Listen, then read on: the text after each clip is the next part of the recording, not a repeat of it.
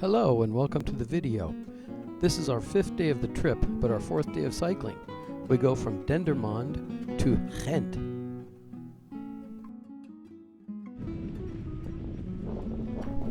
Dendermonde is a pretty little town, and like most towns in this countryside, it's along a canal or a river.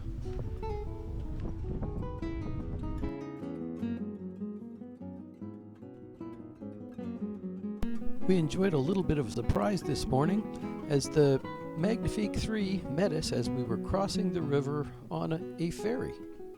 We waved and cheered for those who chose not to ride today because of the distance and the rain.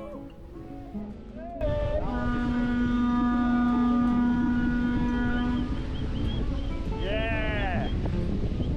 Olha a cueca do Adolfo pendurada lá. Vamos ver. Eu guardo ela atrás. É isso aí, vamos ver. Vamos ver os podres das cabines agora. Tá todo mundo dormindo.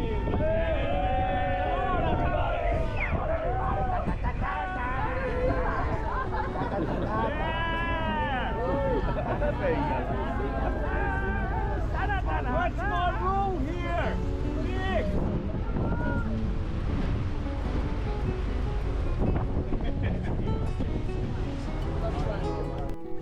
Once we'd crossed over the water on the ferry, we started along the trail. The cycling and views in this part of the country are very much similar to what we'd seen before, so there's not a lot of video of that. We did, however, come through some very interesting towns.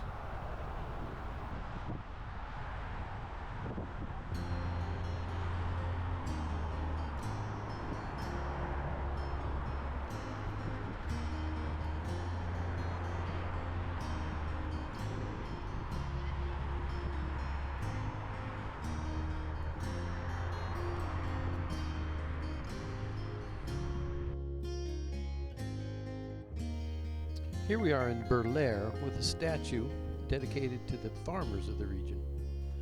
And we cycle past the Walk Palace, and just a little bit down the road we have our first stop of the day. Unfortunately, the little restaurant wasn't open in the park, and people had to go back into town in order to find a restaurant. The rest of us took a nice little walk around the park.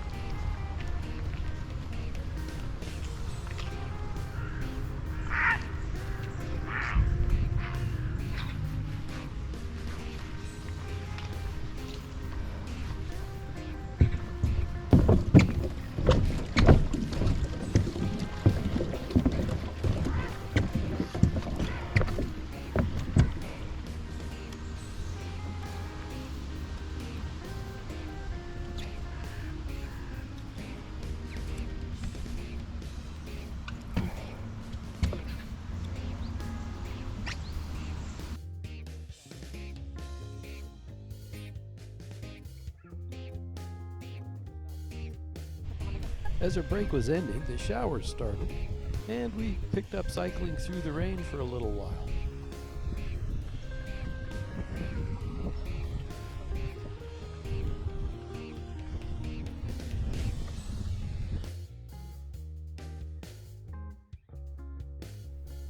Lunch this day was at the Café St. Hubert in the town of Larne. As always, there was a sampling of excellent Belgian beer. The city of Larne was full of beautiful flowers and wonderful trees. I would say it's one of the prettiest villages we went through, including the entire trip. In front of the town hall were very large flower pots, as tall as I am or taller.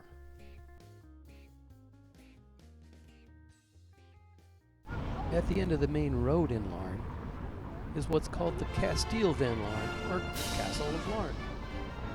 It's now a museum and has been beautifully reconstructed.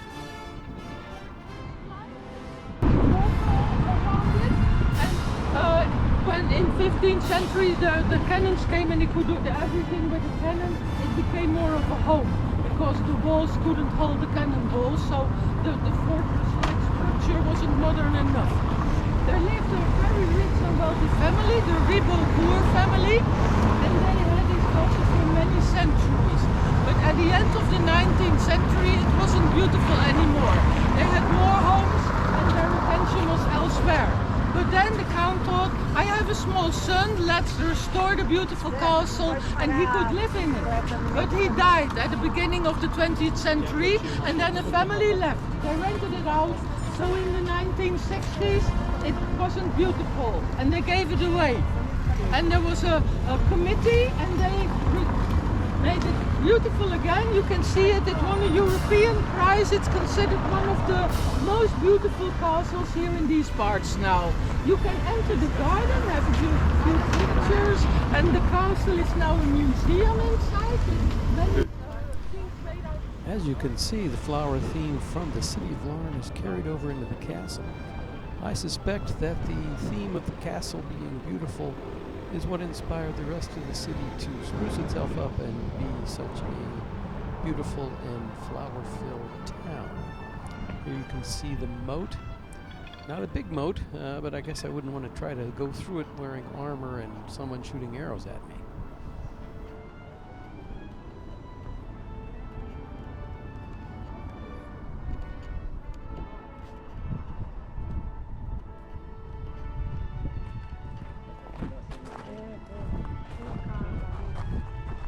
As you can see, unfortunately, the day we were there were some trucks on the ground in the way, but let me just move those for you, and we can see the castle without the truck in front.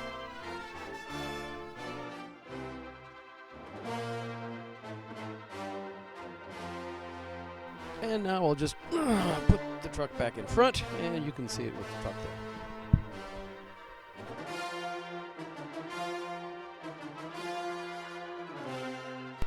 With the castle being on the edge of the town, we were quickly back into the countryside and had some more things to see.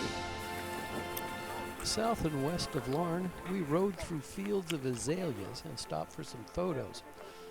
These fields of azaleas are at the John de Wild nursery.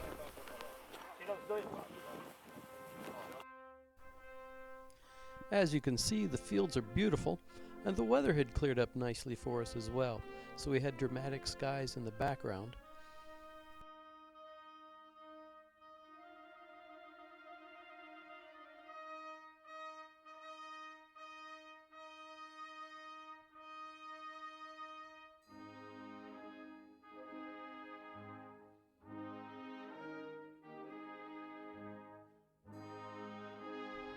After just a few more miles of cycling, we enter the city of Ghent,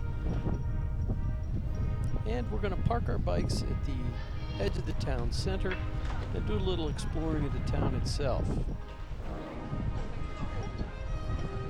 can park the bikes a bit here and behind those bikes, but we can't block them. Then we have like our cluster of bikes.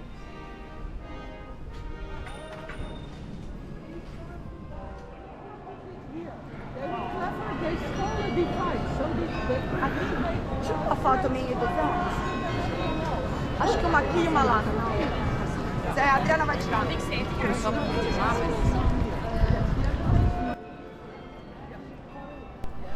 Here I should probably admit that I was enthralled with the city of Ghent and found it to be probably the most beautiful town center of any of the cities we visited in Europe.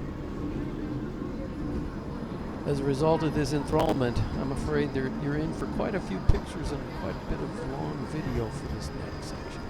You might want to skip through if you're not interested.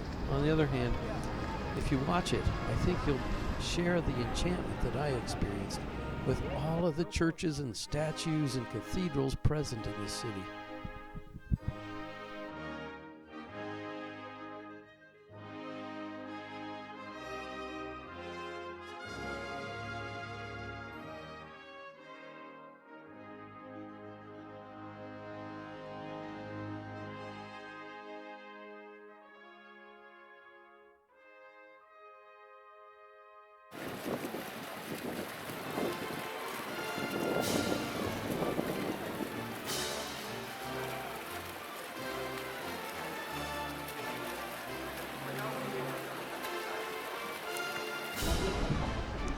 I don't know if you would consider this street performance or some kind of artistic endeavor, but it sure seemed like this dude was having a ton of fun.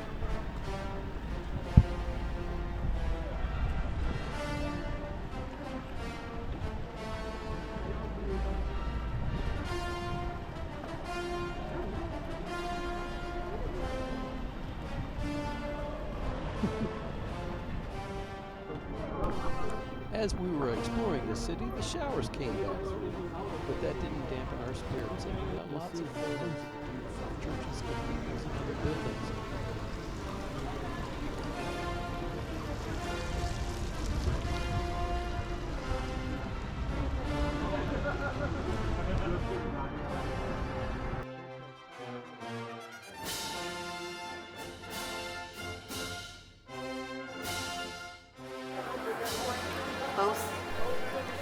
As we explored the city, we found lots of things that were interesting. In particular, this very fancy-looking McDonald's. Haven't seen one that nice in quite a while. In the Olive Garden near Florence. Yes? Now I'm going to show you a very long montage of pictures we took in Ghent. While this goes on, I'm going to tell you some interesting facts about the city. Ghent was not always the capital of Flanders. At one point there was a rebellion, and the town was downgraded to a provincial center, and people ever since then are called news bearers. That's the nickname of people who live in Ghent. Ghent has a long-running rivalry with the next city we visit, which is Bruges. They compete for title of tallest belfry across Flanders, and for other economic issues. The top of the belfry has a flaming dragon that the city of Ghent stole from Bruges. Here you see a picture of it that I borrowed from the interweb. Originally, that flaming dragon was stolen from Constantinople. Legend has it that it first adorned the Hagia Sophia in Constantinople.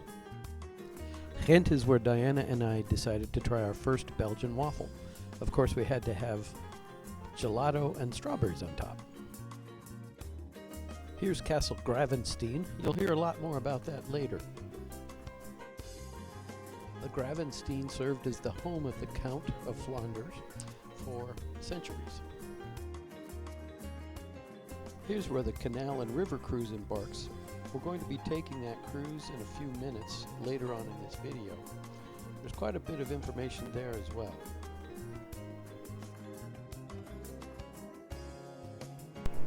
I'm going to try to let you listen to some of the narration we heard on the canal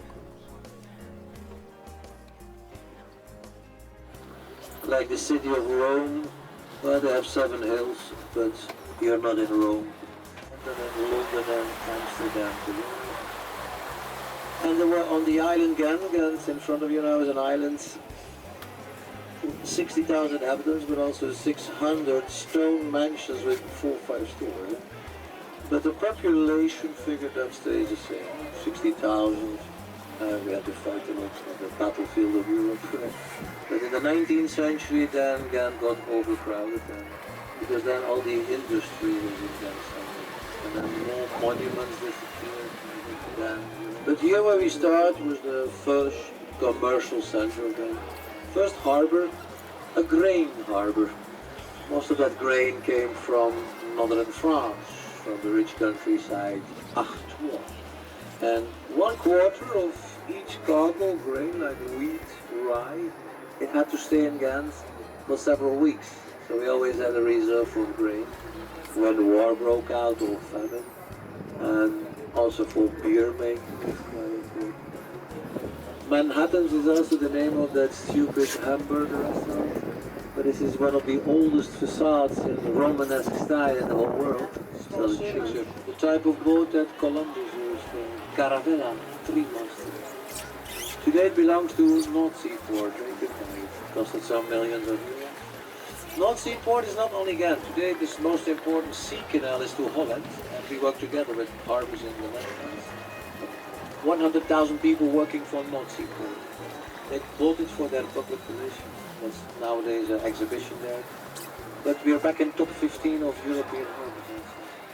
That we work together. And here was a small swing bridge. Like it was, and a big one to create a view on St. Nicholas Church in front. That was a popular symbol. 200 churches carry his name in Belgium. And I was a bit racist. St. Nicholas is not so popular anymore. And he's not from Spain like most people say, he's from Turkey. But Turkey didn't exist in the 4th century when he was here. It was not always a church. In the days of Napoleon, it was a horse stable. And in the middle of the belfry, and that's the city's tower to show the independence, the richness. The belfries in Europe are protected by UNESCO. There are 59. We have them in France, Belgium. In the Netherlands, there's only one in the city. On the wall is also a graffiti, the Adoration of the Lamb. That's the altarpiece by the brothers Van Eyck. And that's something you can admire. You have them all in there. Dominicans, Franciscans, Monastery. Carmelites, widow without shoes, and the Augustines, all found amongst the It's always close to the population. It's not like the Benedictines, they're in a little ivory tower in the alley. But what hardliners, in every, they go to the Netherlands, German kingdom, when the money and the brains are gone, the construction stops. Ghent was sleeping for 150 years. It was not like in the Netherlands, they had a golden century. They were everywhere in the world, the Dutch, but not here. It's constantly war. And I must say, starting with that little tower along the canal, this is the first canal to the sea, that's only a beginning 20th century. That looks older, in fact. But it was the Belle Epoque, and then they were very romantic. They were building little towers everywhere. And they want to make it larger, the fish market, with a new entrance. It was not necessary. It was not a fish market. And later, that building along the canal was a bowling, auto garage, gas station. Then 30 years, nothing at all. Only pigeons were living in that building. Now, summer more. And on the left there, that's it's not window prostitution, but tourist office. One might think so. You don't want to be embarrassed to those people. Many styles named after French kings. Louis XV, who went to school, and then he was king of France. Because this part of the video is getting so long, I did speed this up a little bit. But the guide told us that these are $5 million homes along this neighborhood.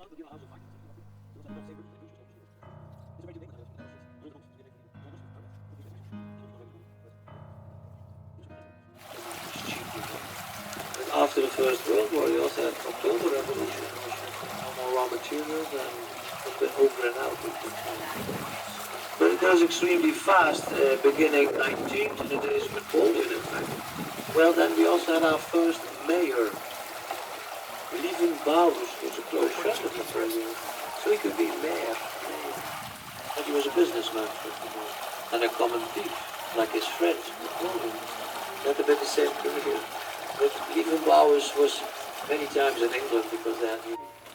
And there was a brand new prison in Ghent at that moment, and it was a factory, and all the prisoners had to work for the mayor. And he said, when you don't work, no food. So he was not so enlightened. And after 1 year, they kick him out.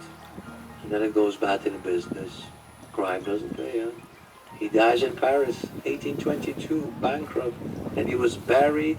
Père Lachaise, a famous churchyard, but was in a mass grave, like a thief. While he drones on a bit, I'll give you some other information. For example, Ghent was the source of the Industrial Revolution in Europe because a person from Ghent stole pieces of a textile mill from England and started his own factory. Where the rivers meet is a strategic place a bit further. There is the ruin of St. Bonfire, it's only a ruin. It was too strategic. Emperor Charles, name of a cannon. Most of the time female, I guess. She has a little twin sister in Scotland, in Edinburgh, Mons Meg. And that's made of wrought iron, that's 12 tons. It was made in the Walloon part of Belgium. Where they make the Black Prince, first royal against Flanders. He was only 17 when he was again with all of his courtyard and had new contracts. At the end of the day, the leader of Ghent says to the Black Prince, well, my dear fellow, today I crown you as King of France. How is that? Ah, merci beaucoup. But that little boy was entitled for the throne in England. That's not the country that we know. The French were. So he was assassinated, and the war broke out in Europe, and it lasted for 130 years. The amazing 14th century. Well, first the English were winning, thanks to their good shooters. Thousands of arrows, the French big losses on their horses in Poitiers and in Ghent. But the war goes on. And the Black Prince was a bit older, and he was looking for a wife. His Archbishop literally says, Edward, when it comes to women, you should go back to England, stay here in France, look around. Women have very nice and chic, great wallets, big boobs, she will be pregnant all the time. That's what he said, but there was no hashtag #MeToo in those days. But he found this woman in the Walloon part of Belgium, and one of their sons was born in Ghent, Duke of Ghent, Jan van Ghent. He's buried in London, the St. Paul's Cathedral. There's the Duke of Ghent, Kingmaker, very important man. Joan of Ghent, in two plays of Shakespeare also. Here's more about Castle Gravenstein. It was based upon a Templar castle seen in the Middle East, and it was only taken once by students protesting beer prices. Philip of Alsace built 3 castles in the region, and that is not to protect Ghent, but to show who is the boss here. The only ones who took it by force were people from Ghent, rebellious people. So it was only one of their residences. But I guess he must have won the lottery in Jerusalem, he made some money there. And then, he said to his wife, "Honey, yes, I'm going back to Jerusalem." "Are you crazy?" And he dies of the plague, second time, not too much. And instead of marrying him in the Holy Land, they brought him in. It costed some money, and it stinks. There's a city palace for that people. And now we a bit on the canal. We can't do the whole canal because the bridges are extremely low, but this construction is not possible. That's why we went a bit further the other side. So, again, 13th century, 17 years they needed. There's also competition with brooms, rotate like the ganges were digging. That's what we do. The last time was in the 19th century on the Friday market. The assassin was decapitated with a guillotine. The last time. And then, of course, in the middle of Ghent, I still have it. The counts of Joux were the capitals of Burgundy, the big country. They need more cook, and they sell it. And they build another castle. A bit further, we have Prince's Court. That was 5 hectares, a castle with 360 rooms, where Emperor Charles V was born. But this castle doesn't exist anymore. It's the name of the people. It's a residential. But as the bridges are too low.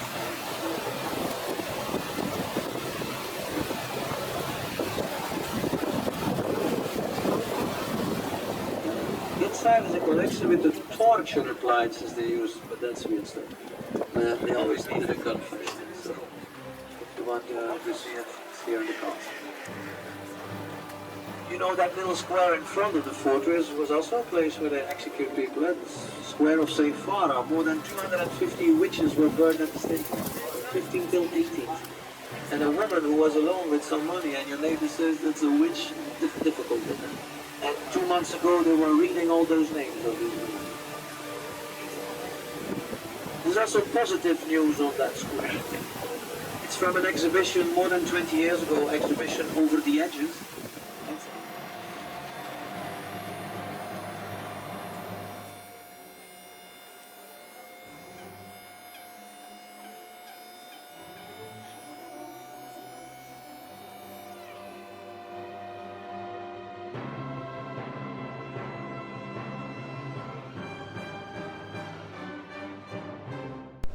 After what was a fairly long afternoon in Ghent, we headed down through the city and along the canal and eventually got back to the Magnifique 3.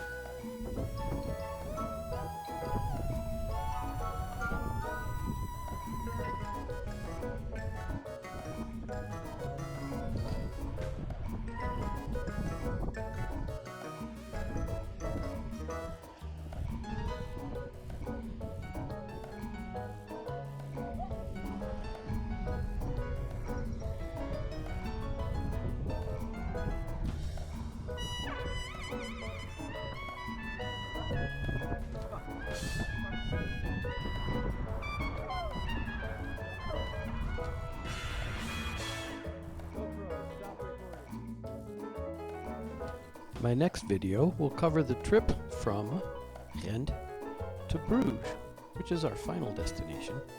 We do have one more day of cycling after that.